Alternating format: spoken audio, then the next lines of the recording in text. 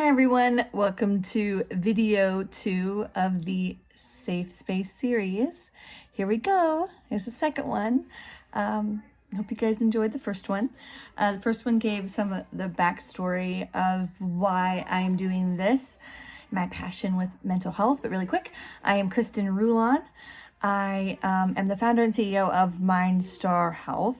You're on the MindStar Health YouTube channel. This is our series, Safe Space. We will go over self-care tips and insights, as well as share personal stories of mental health kind of recovery, overall personal development journey, which is why this is called Safe Space, because I really honestly want this to be a safe space. And no, I cannot control the comments, but honestly, people's comments just shows their character, not mine. So here we go. Self-care, which in my previous video, self-care is the action that we take to express self-love. And so I want to ask you, do you love yourself? Ask yourself that, do I love myself? Truly, honestly, madly, deeply. That is a hard question for a lot of people, including myself. But, you know, as someone who used to identify as an introvert and now somebody who is an introverted extrovert, an extrovert with introvert tendencies, all I know is, y'all, is that this is fun doing these videos, but the younger part of me is freaking terrified to do these. And number two, I'm going to need a nap later. Now you're gonna hear I am in my office. We are still, I am still working on this. I moved my office downstairs to part of our finished basement, where is the kids' playroom, toy room, whatever you want to call it. So you're going to see some stuff, some random kids maybe pop in here and there. It's all good. But the point is, I really want to start these videos. So as we talk about self-love and self-care, do you love yourself? And if you don't, why don't you? You'll be amazed when you quiet your mind and you just ask your mind, you ask your intuition, you ask your gut, whatever you want to call it. And you ask, why do I love myself? Or why don't I love myself? See what happens. I hope you love yourself in some way. If you said that you didn't love yourself, and you ask yourself why, get out a handy pen and paper and write it out. And just say, why don't I love myself? And whatever comes to your beautiful mind, write it out. Don't filter it. If you have a journal that you can keep just for you, that you think no one is going to read, that's great. I have so many journals that my family wouldn't. That's one perk of having chicken scratch, kind of serial killer, whatever you want to call it, type handwriting, is that people cannot read a damn thing that I'm writing. But I know they don't. So guess what? No one's going to be able to take my secrets because I can't read them. Oh. Whoever my arch nemesis is that's needs my journal now. Whatever life secrets there may be. So here's the thing. I have broken down self-care into different components. If you Google self-care, there are many different ways. But this video, I want to talk about the SelfCare Wheel, what's under that, and then I'll give you guys a couple of tips, a couple of things you can do for free for your self-care. Okay, here we go. So, SelfCare Wheel. You're going to hear my kids are actually getting kind of loud. They're perfectly fine. They're just very loud children because they're children. And they're using their imagination right now to play.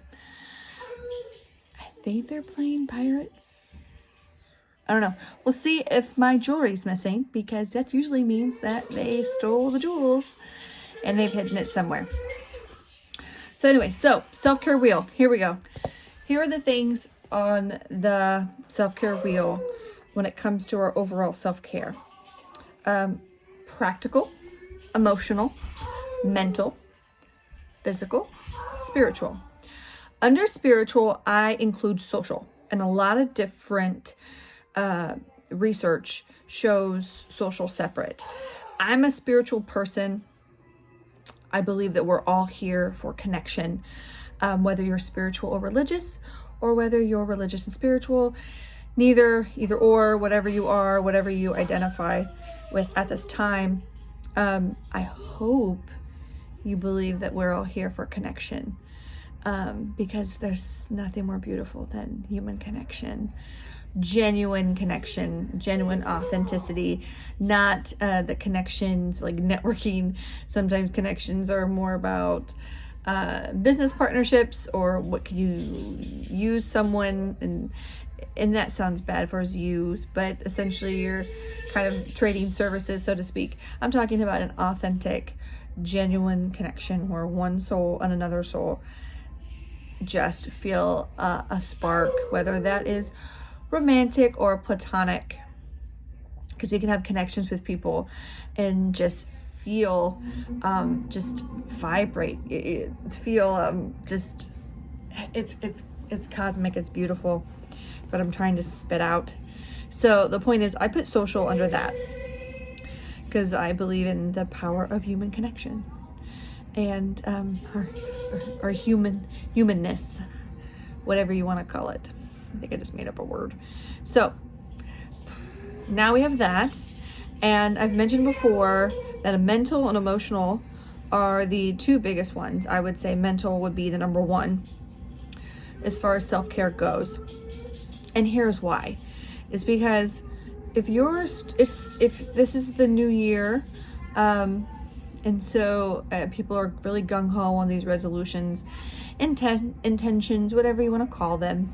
The point is that if you're essentially rewiring your brain, I'd like you to kind of think of it as railroad tracks, okay?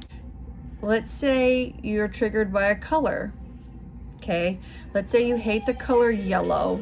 Yellow did something to you. So, or maybe it's attached to a traumatic experience for whatever reason. So you see yellow, you automatically think about this. You don't want to think about this. So instead of that, your brain's thinking this color makes you want to eat. This color makes you want to shop. This color makes you want to binge Netflix. It makes you want to get up and leave the room. It makes you want to you're avoiding, okay, yellow, and you're avoiding what is deep underneath that. And so when you start rewiring and putting in new habits, it is going to take some time. And there are different studies as far as how many days it takes. Consistency is key. But the point is that when you're trying to up your self-care, and maybe you haven't been taking care of yourself, I always tell people to start with the basics. And I'm going to talk about the basic elements out of all of these 5 today, because that's where it starts. And some of us who even study self-care and mental health have to go back to the basics. You start at the basics and you build your self-care from that. Because essentially, a lot of people don't know actually what they like and don't like. They actually don't know themselves. This is why I say self-care is essentially an action you take to express self-love, because when you start to figure out what you like, then you do those things for yourself, and you're telling yourself, I'm nurturing you because I love you. So, what we're going to do, here's some things you can do. Practical self-care. Number 1 you can do, let's just say time management. Track your time. You could just do probably over 2 or 3 days if you want to do a week, or 2 weeks. The point is that you can probably see really quickly whether it's through your, whether it's through screen time or whether it's through a different app. I'm sure there's apps out there that do that track that kind of what you do on your phones, or you just kind of quickly journaling. This is what I do. If you've got 30 minutes for social media, you have 30 minutes for self-care, which means you have time to do other things that maybe you don't, or maybe you don't think you can have time for to take care of yourself, you can do. So one of those things is time management. So one of the great things you can do at first is see where you have extra time. That's a good practical thing, is time management. Emotional. So emotional self-care things you can do at home. The pen and paper journaling is great. No restrictions, just letting yourself go and just write. Sometimes I write 20 pages in a day. Sometimes I write a page. Just depends. Just letting yourself go and releasing whatever's going on and processing. I will share a processing technique that I have that helps me get from the whatever the thought is, the thought that I'm associating that is bad. And I'll go over that later in a different video about how thoughts and emotions are not bad. It's the label, it's the emotion that we attach to them, and how we identify with that emotion or thought that we decide if it's good or bad. A thought is just a thought. An emotion is just an emotion. It's how we identify it, how we so anyways, so journaling, that is a free thing you can do on your phone. That's for your emotional self-care. Also, checking in with yourself. This is also those affirmations you can do for free. When you start figuring out some time, post-it notes are great to do things around your house. I like to set reminders on my phone. So what I will do is I will put reminders on my phone. I will go through and I will think of something I need to hear throughout the day. I am enough. Bitch, you got this.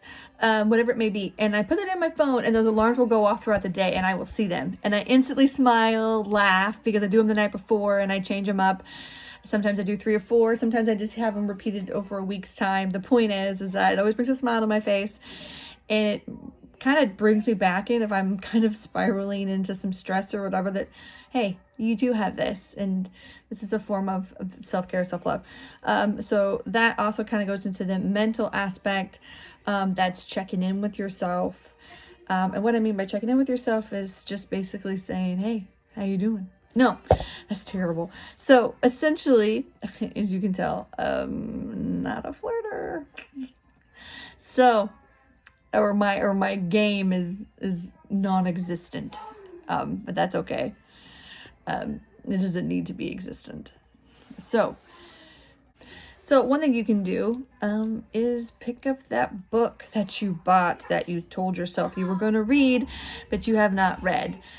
Pick one and tell yourself you're going to read 1 page a day, or 5 pages a day, or a chapter a day. When you do the time management and the practical part, you can see where you have some time to do some reading, audiobooks, whatever it may be. Audiobooks are great for the car. You can get some of those for free. But look at those books you have around your house and pick one up and start reading. Even if it's 1 page a day, you can read 1 page a day. So then we're going to go to the spiritual aspect, which I'm going to kind of segue into the social part that's for us free. If you are not a phone person, I'm a phone person. You're not. Message someone you haven't messaged in a while, haven't talked to in a while, and just reconnect. Say, hey, you were on my mind today. How have you been? Just kind of think, hey, I saw this, made me think of you, or just, hey, how's it going? I haven't heard from you in a while, and start the conversation that way. Or put someone on the phone, talk to somebody, actually talk to another human being. And then there's the physical aspect. I think we're going to get a visitor. And there's the physical aspect you can do is stretching. That's something you can do for free around your house. It's great physical. So even if you can't get up, move around and exercise and really, really sweat, you can do some simple stretches. You can look them up online and do that. Just some movement is great of getting you out of your head, getting the blood flowing, and getting those cortisol levels down. And sure enough, there's a charger and a little one. So I'm going to end it with that. This is a super long video, guys. I'll get better at this as we go along.